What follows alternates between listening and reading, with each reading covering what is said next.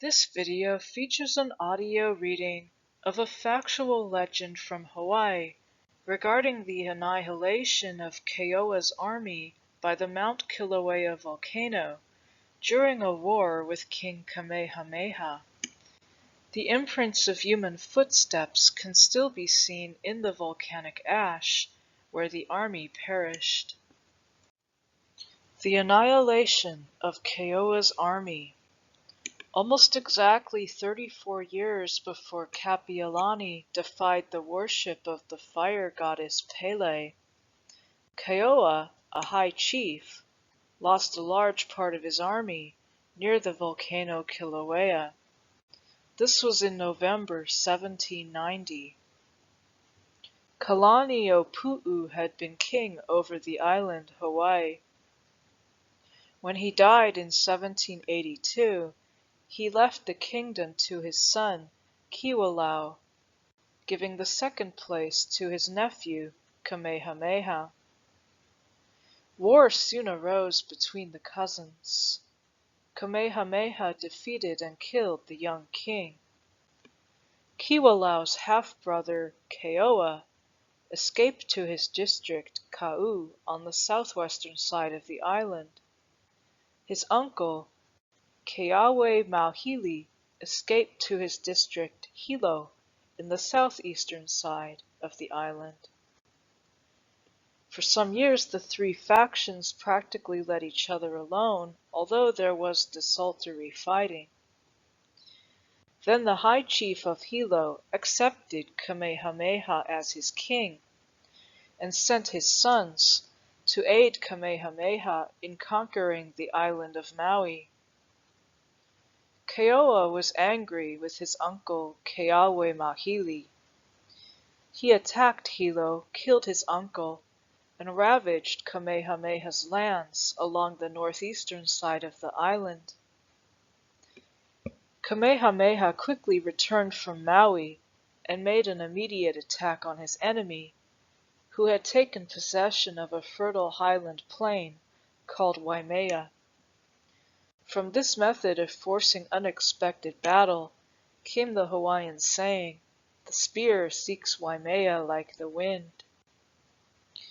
Keoua was defeated and driven through forests along the eastern side of Mauna Kea, the White Mountain, to Hilo. Then Kamehameha sent warriors around the western side of the island to attack Keoua's home district. Meanwhile, after a sea fight, in which he defeated the chiefs of the islands Maui and Oahu, he set his people to building a great temple, chiefly for his war god Ka'ili. This was the last noted temple built on all the islands.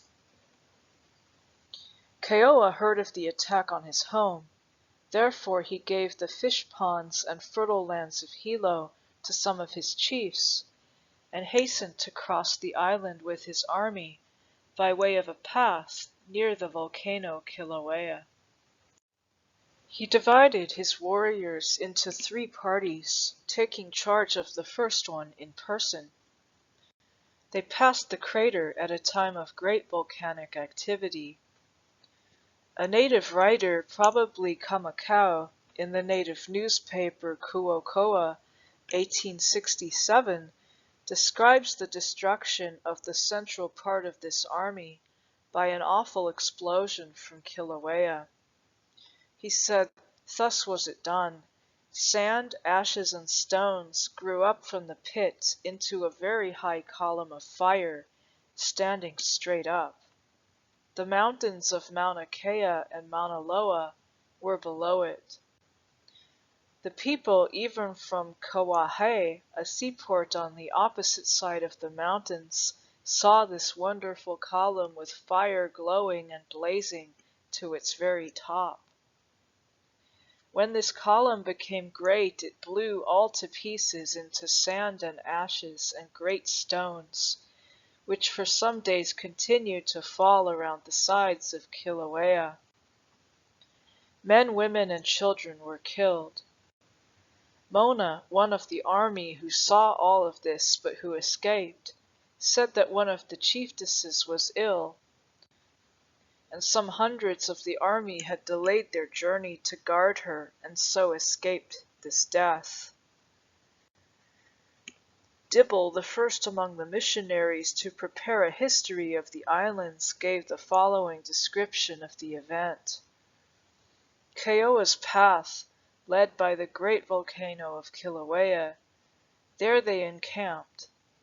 In the night a terrific eruption took place, throwing out flame, cinders, and even heavy stones to a great distance, and accompanied from above with intense lightning and heavy thunder. In the morning Keoua and his companions were afraid to proceed, and spent the day in trying to appease the goddess of the volcano, whom they supposed they had offended the day before by rolling stones into the crater. But on the second night and on the third night also there were similar eruptions. On the third day they ventured to proceed on their way, but had not advanced far before a more terrible and destructive eruption than any before took place, an account of which, taken from the lips of those who were part of the company and present in the scene, may not be an unwelcome digression. The army of Keoua set out on their way in 3 different companies. The company in advance had not proceeded far before the ground began to shake and rock beneath their feet, and it became quite impossible to stand. Soon a dense cloud of darkness was seen to rise out of the crater, and almost at the same instant the electrical effect upon the air was so great that the thunder began to roar in the heavens, and lightning to flash. It continued to ascend and spread abroad until the whole region was enveloped, and the light of day was entirely excluded. The darkness was the more terrific, being made visible by an awful glare from streams of red and blue light variously combined that issued from the pit below, and being lit up at intervals by the intense flashes of lightning from above. Soon followed an immense volume of sand and cinders, which were thrown in high heaven and came down in a destructive shower for many miles around. Some few persons of the forward company were burned to death by the sand and cinders, and others were seriously injured. All experienced a suffocating sensation upon the lungs, and hastened on with all possible speed. The rear body, which was nearest the volcano at the time of the eruption, seemed to suffer the least injury, and after the earthquake and shower of sand had passed over, they hastened forward to escape the dangers which threatened them, and rejoicing in mutual congratulations that they had been preserved in the midst of such imminent peril. But what was their surprise and consternation when, upon coming up with their comrades of the center party, they discovered them all to have become corpses. Some were lying down, and others were sitting upright, clasping with dying grasp their wives and children, and joining noses, their form of expressing affection, as in the act of taking a final leave.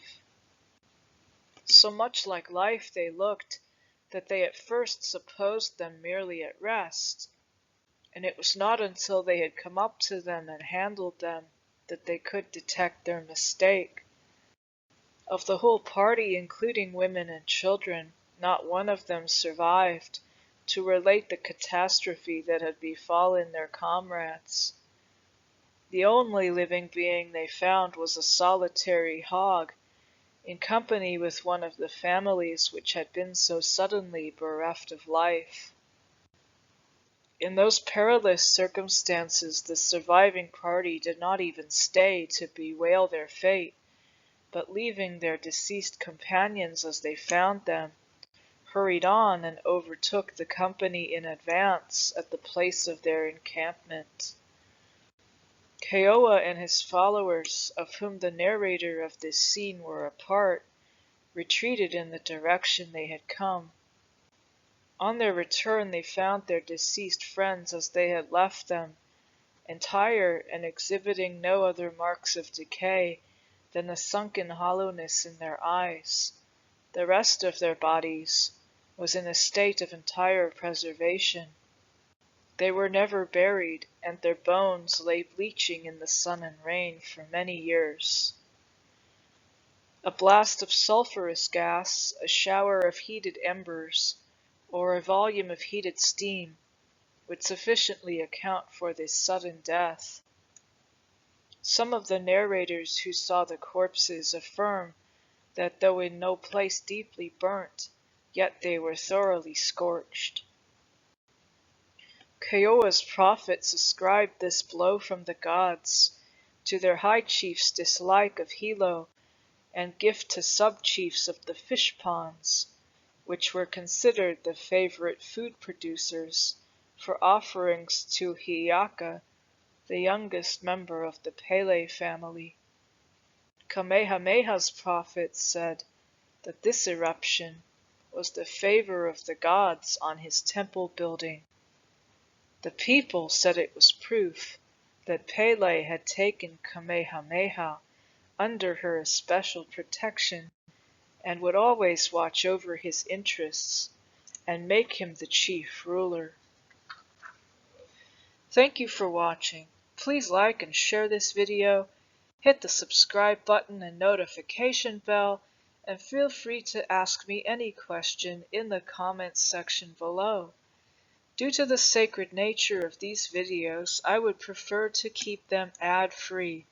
Please help me to do that by clicking the Patreon link in the description box below and make a donation to this channel. Every dollar counts. Thank you for your support.